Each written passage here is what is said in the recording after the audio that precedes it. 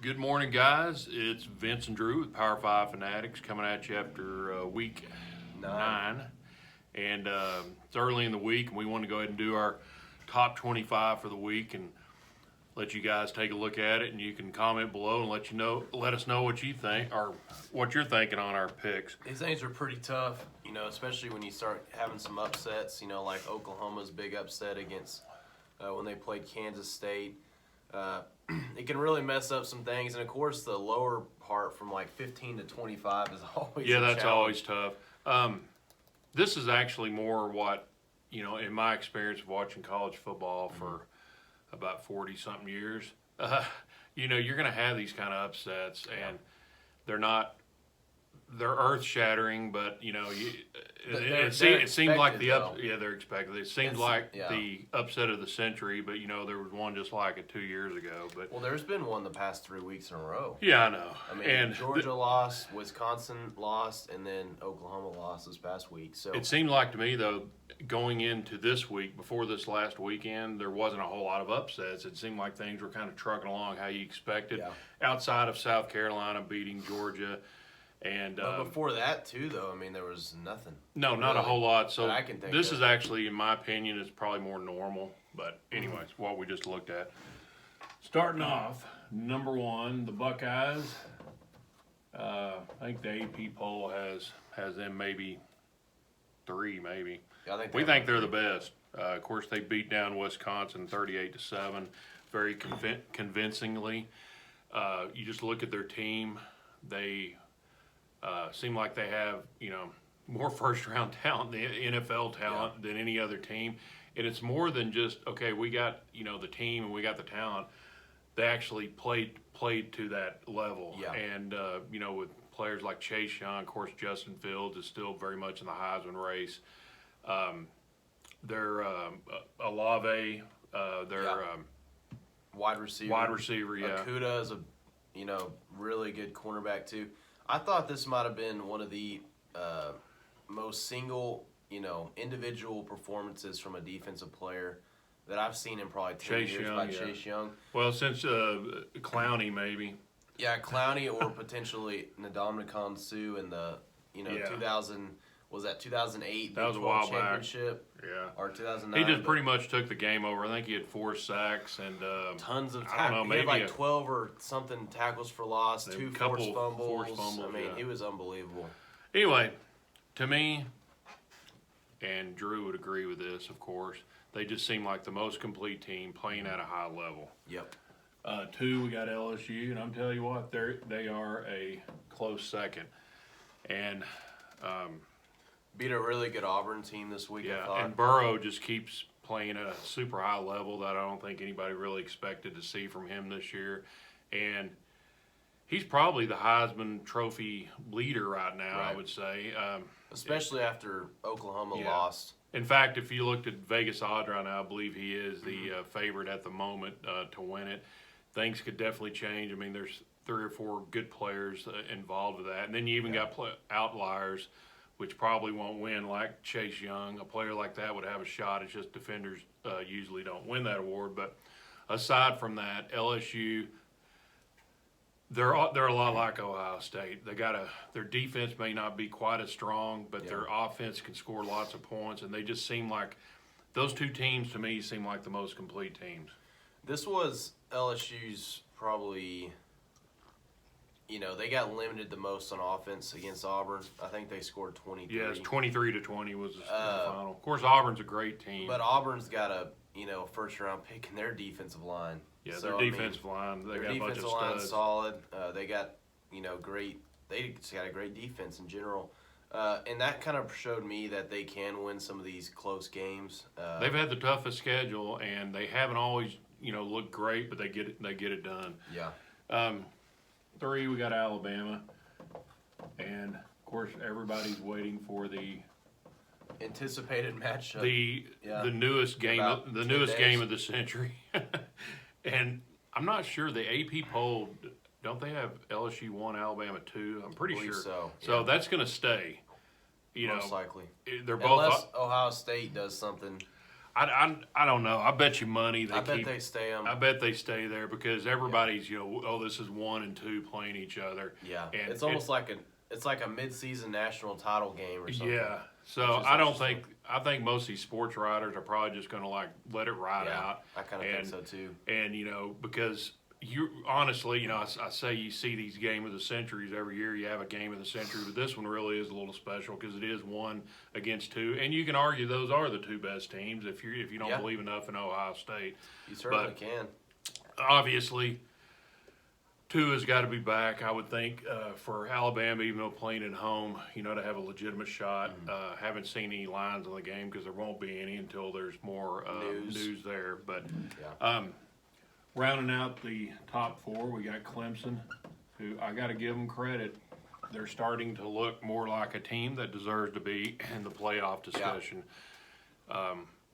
The ACC we've been talking about since basically week 1 has looked very weak, and they're beating teams the way they're supposed to beat them. Exactly. A good team is supposed to beat teams that aren't as good. If you're not going to be able to play great teams and show that you can build up your resume, you got to build up your resume by beating the teams bad, and they're doing that. I agree. It's you play whoever's in front of you, but if you play a top 10 team and you win by 3 points, well, that's great. You know, you need to do that if you're also a top 10 team. But if you're a top 10 team and you beat a team 59-7, which Clemson beat Boston College, to me that's just as impressive as beating somebody 23-20. Let's say LSU beating Auburn, just from the standpoint that they're beating them the way they should beat them, and they don't have any they don't have any control on who they play. If they're winning the game 28-20, that's going to be a red flag with me, and they were having a few of those games early on. And I think that just motivated them. I think they were kind of sleepwalking. They were reading the press clippings a little bit too much, that they could just walk through the ACC. I think they started reading the press clippings also that they better get on the ball. Yeah. So, and after the struggle win against North Carolina, they, like Vince said, was probably reading those press clippings too that, they're not a good team, that, just because they won the national title last year doesn't mean that their quarterback had the best game he's had all year. He had 3 touchdowns. Yeah, this was his best game. I think he had no picks. Yeah, and he was like 80-85% completion rating. But even with that, of course, when your quarterback plays great, you're going to be able to put up more points. But I felt like their team were beating teams really badly. Yeah. Their defense has been, very, just tough, and their other skilled players are, playing pretty good too. So I still think they're all the way around. I think they belong in the top 4. Yeah, definitely. I think they're starting to peak too. In the AP, I believe the AP has these same teams. They're mixed up a little bit, but this is pretty much a consensus with most people. Yeah. In fact, the top 5 is because we got Penn State at 5, and I think a lot of other analysts would have Penn State in the top 5. Just because the way they're looking, they're starting to come back around. They kind of had a lull there 2 or 3 games ago where their offense wasn't looking as good. They came around pretty good against Michigan State. Yeah, I thought they did. 28-7, and that Michigan State's I know they're not defense. a good team. I know they're not a very good team. They got a good defense, but they do have a good defense. And Penn State's question mark for me this whole season has been their offense. And I still have question marks. How are they going to be able to beat Ohio State? Yeah. I don't know. That's why we have them at number 5. Right now, I'd say they won't be able they're to. undefeated. But, this Penn State team is tough. They are. They got a good team, and they got a, maybe as good of a, very close to the same type of defense as Ohio State. Definitely. So, 6, we got Florida, who was off this week. And, of course, Florida, the only blemish on their record is losing to LSU. And so we have them at 6, and they're very much, they're very much in the race. I mean, what else can you say? They got everything in front of them. Yeah. Huge matchup this weekend against Georgia. Yeah. The cocktail party. Well, this is for the SEC East. Yeah. Pretty much. Yeah, it is. 7, we got Oregon. This may be a little different than some other polls you might see, but We have them there. I know they barely beat Washington State 37-35, but they've had 2 games now against both Washington teams, which is kind of ironic, where they barely won. The University of Washington was in Seattle. Yeah. So, what are you going to do? The Huskies are a decent team without a doubt. And Mike Leach, at times, his teams can look just every bit as good as some of the ones you'd consider more elite. So it is what it is. They won. Their defense hasn't been looking near as strong lately as they did during that 5-game stretch they won after their loss to Auburn at the beginning of the season. So they're going to have to tighten the screws up some because I could see every reason in the world somebody might have Utah there at 7 besides Oregon. In fact, we debated, who's the best team in the Pac-12. The Pac-12 could have a really interesting conference championship game if those 2 teams play, because Utah has been kind of moving up. Oh, definitely. Their defense has been looking good lately.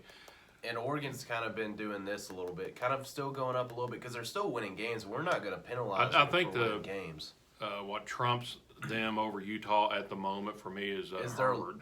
Their loss isn't quite. And to say that USC is a bad team, I don't think they are this year at all. But losing to Auburn looks a whole lot better, especially in a close game. That would be the other reason. USC, so it's kind of a resume thing. But who knows? We'll get to know here in the next coming weeks. So we got Georgia at 8. They were off also.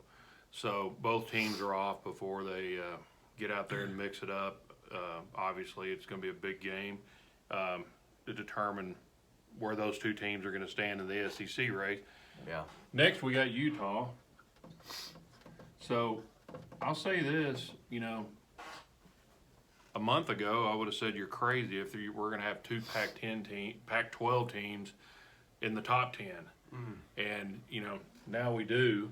And I think they both belong there. So the top end of that conference has gotten better. I'll tell you too. I mean, the perception of the Pac-12 has kind of affected their ranking a little bit. I think from the get-go, but they've kind of positioned themselves at this point in the season to be in striking distance. Yeah. I mean, Ohio State still has to play Penn State. Those are 2 top 5 teams. Alabama and LSU are playing each other. And guess what? Florida and Georgia are also playing each other. I mean, someone's got to lose those games. And really, the only one you can just say, okay, I'm going to ride into this deal. And if there's no guarantee on that. I mean, they could lose. But Clemson, of course they could. Clemson is the closest if you're just going to look at this list of where we're at. And who knows, though? I mean, they could lose. They could. I mean anyone could beat them. Anything can happen because it happened to Oklahoma, who we have at 10. Well, and Clemson lost a few years ago to Pitt, randomly. And they lost to Syracuse. They lost to Syracuse. Almost lost to Syracuse last year. So what just happened to Oklahoma could happen to them. Could happen to Clemson and Oklahoma. It was a shocker for sure. Yeah. It was on the road, but they got down so bad to Kansas State. It got away from them the second half, and their defense let them down finally. And it was definitely the worst game their defense has played. Kansas State had, I believe it was 213 yards of passing and 213 yards of rushing. So very balanced game. Yeah, they were perfectly balanced. And the biggest red flag was the 213 yards rushing they gave up because Kansas State's quarterback Skylar Thompson. Yeah, he just lit them up on the ground, and that game really got away from them at the end. I honestly thought they were going to come back. I mean, once they started, it started getting desperate with about 12 minutes left. It was touchdown, boom, touchdown, boom. Yeah, like they always do. Yeah, and especially when it looked like they had the onside kick. The onside kick, man, it looked like they had. Crazy play. But it just looked like one of those games. Their athletes were going to pull them through, but they just got down too much, and it happens. But I tell you what, it really hurt Oklahoma's chances. I mean, they're going to have to win out and then have some help, and Kansas State improving the second half of the season is going to help them too. Yeah, but they're going to need to be an undefeated Baylor too to kind of help the rest. Yeah, they're going to have to. Are you talking about Oklahoma? Well, yeah, they're going to win out. I mean, they need some resume building type of stuff at this point. They're a non-conference. Unfortunately, wasn't very good either. Yeah, they played UCLA and some other. I can't remember who else. UCLA's not going to help them much. They played Houston and some other teams. Yeah. We got Auburn after their loss to LSU at 11, and they're still a very talented team. Obviously, I mean their defensive line may be the best in the nation. It's just they make too many mistakes and they're too inconsistent offensively. Bo Nix still looks like he's a freshman to me. I mean, yeah, and it's going to happen. I mean, how many freshmen have looked good in college football just straight out of the gate? I'm talking about where we're going to win a national title. Not many. And I don't think they have any plans. Michael Vick was one. Of course, he's the best college player I've ever seen. Well, Trevor Lawrence, too. Trevor Lawrence, but he didn't play the whole season. Yeah. He played great in the playoffs, but I'm just talking about a guy that just starts from day one and takes them the distance. It's hard to do, and, I mean, you're learning on the job like anything else. But I do think they need Bo Nix to get a little bit better, though, or they need to make a move to Joey Gatewood. And I'm hearing Joey Gatewood might, looking to transfer at some point. So I don't know. He might still be available, but they're going to need him to be a little bit better because they still have to play their two biggest rivals in Georgia and Alabama. If they want to keep the momentum going, and Gus Malzahn wants to keep his job, they might need to figure something out. I know he's a freshman, but it's tough to win when your quarterback. Don't mean to slam Bo Nix, but they need to figure something out there. At 12, we got definitely one of the surprise teams in college football. I believe they 8-0 now, 7-0. They're undefeated. However many wins that is. They beat Maryland 52-10. I think it's 8 wins. And the thing about Minnesota, early in the season, you're like, okay, whatever. And they were beating teams barely beating teams you would consider obviously much inferior, Nevada. much more inferior, right, than they would be. Yeah.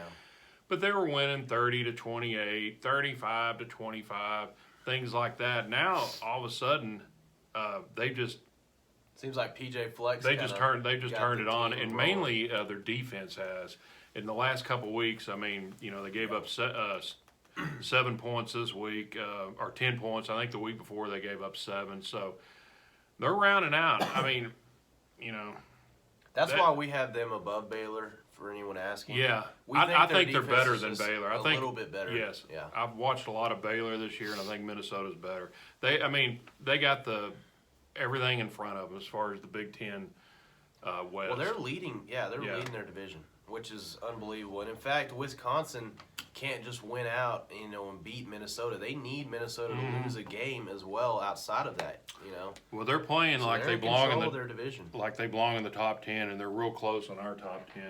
At 13, we do have Baylor, which at one point I considered Baylor a little bit notch above Minnesota, but now I've flip-flopped on that because mainly because Minnesota's defense lately. Both of them have really good offense. I think Baylor sometimes you would want them to be able to throw the ball more than they're able to. They're a great rushing team. Yeah. Their quarterback's very shifty, and he's able to get yards after he gets hit. But, sometimes you have to be able to throw the ball down the field and throw for 350, and that'd be the only thing that would concern me that moving forward as far as beating teams like Oklahoma, that they may get down, a couple touchdowns and have a hard time coming back. But yeah, I think Baylor's got one of the better defenses in the Big 12, but I still don't really trust it, if that makes sense. I still feel like there's going to be a team or something come along because the Big 12 is just so loaded on the offensive, in the offensive department that, I could see, like Vince said, like in the Oklahoma game, I could see them getting behind early and then just having or issues. Even playing Texas or a team like that that's got a great offense where they might make a mistake here or there. They're not making mistakes either. That's the other one reason they're winning. So I'm not as sold on them, but anything can happen. And they still might very well. I mean, they're in control to get to the conference championship. Yeah, Matt Rule has done a great job. They're number one team in the Big 12, and they've already beat Iowa State. They've got to beat up Texas in front of them, and they got a down Oklahoma too. And they have both those teams at home, which helps. They could definitely pull off. Yeah, it's lined up good for them. Yeah. 14, we got the team that just won't die, Michigan. Keep coming back. I know.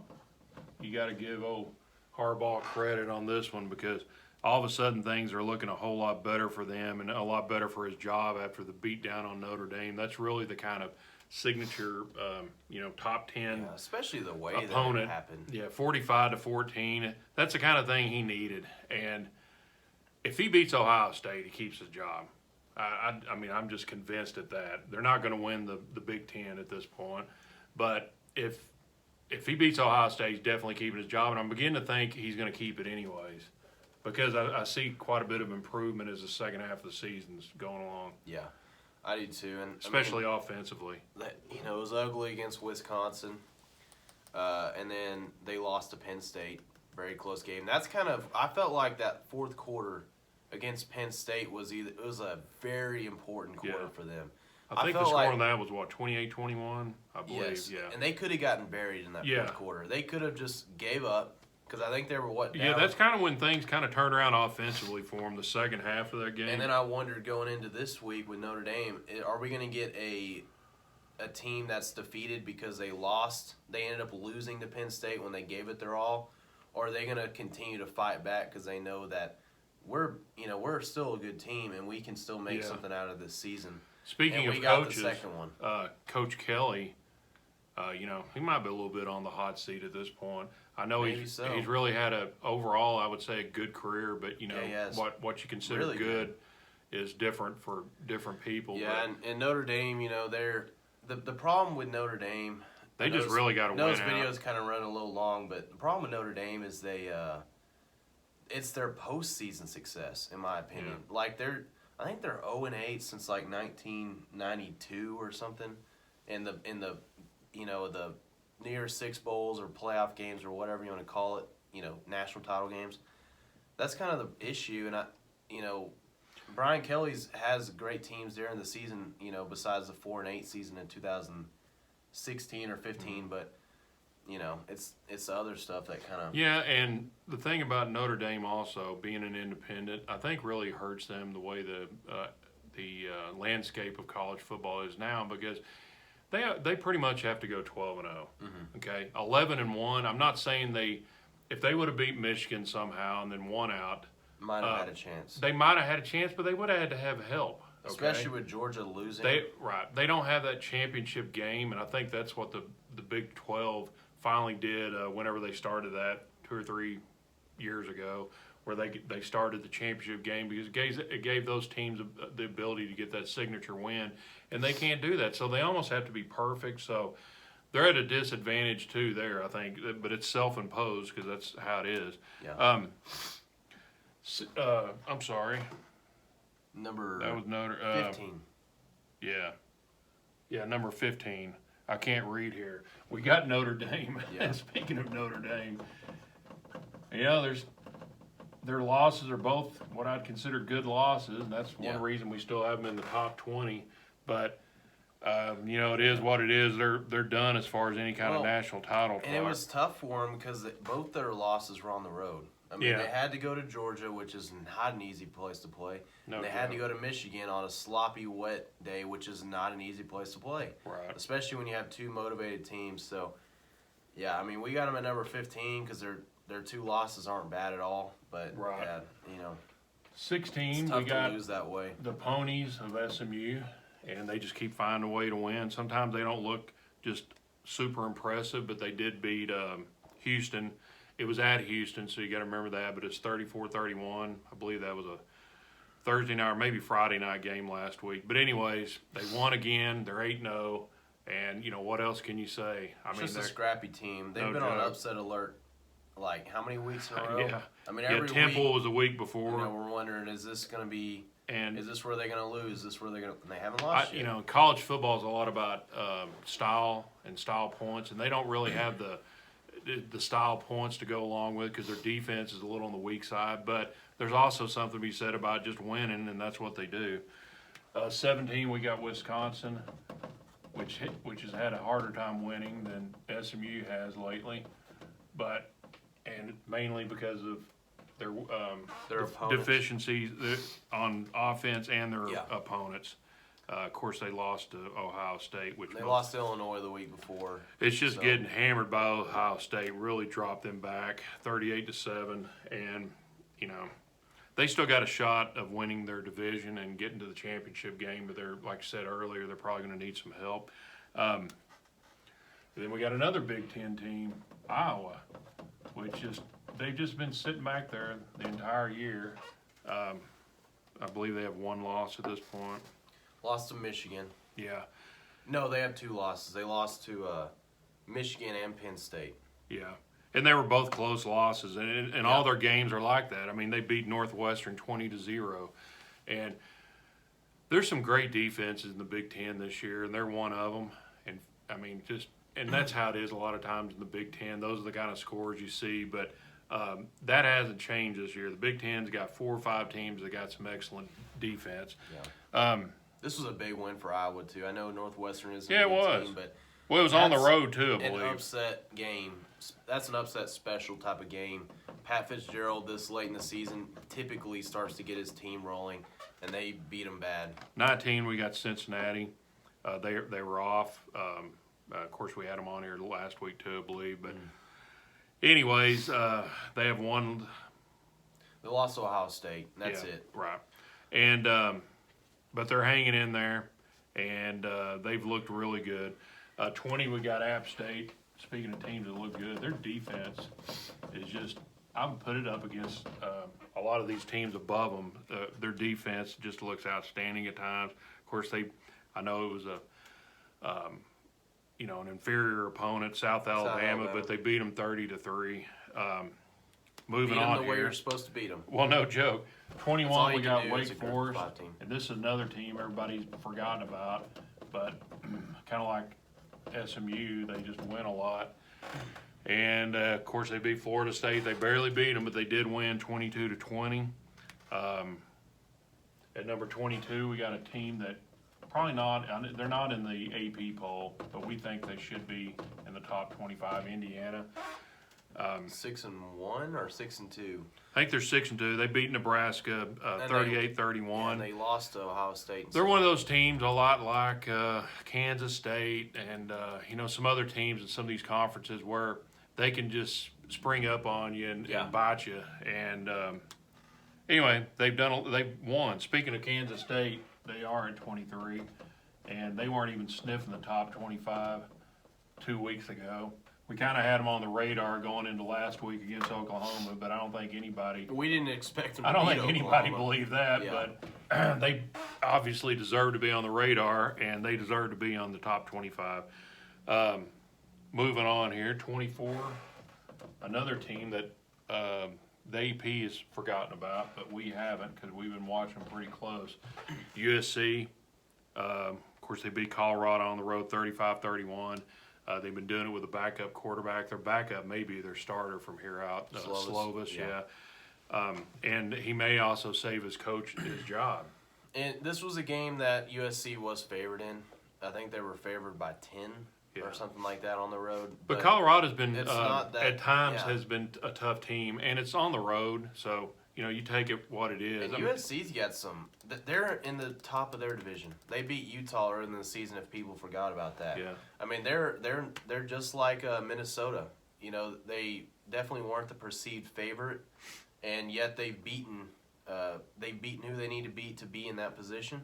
And right now they control their own destiny. So we'll have to see how that kind of progresses. And you got to take into consideration with Colorado also. That's not just a hop, skip, and a jump from L.A. I mean, that's probably 1,200 miles. I would guess. And plus about 4,000 elevation difference or maybe more. Yeah. You go from sea level to like 5,000 feet. So anyway, there's that whole part there, the jet lag, the oxygen deficiencies.